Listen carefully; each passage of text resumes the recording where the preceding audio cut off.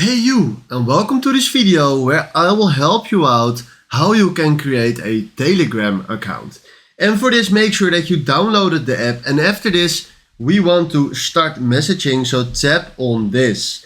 Now you need to select your country for your phone number, and now you need to fill in your phone number, so I will do that real quick. Then they will send you a code to your phone number. You can select it from messages and then you can go further.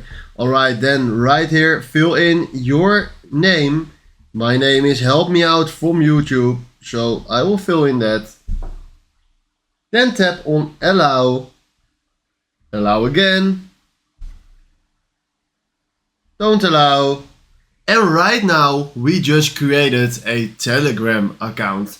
This was very simple and hopefully I helped you with creating this. If you find this video helpful, please consider subscribing and give this video a like. And then for now, thanks for watching.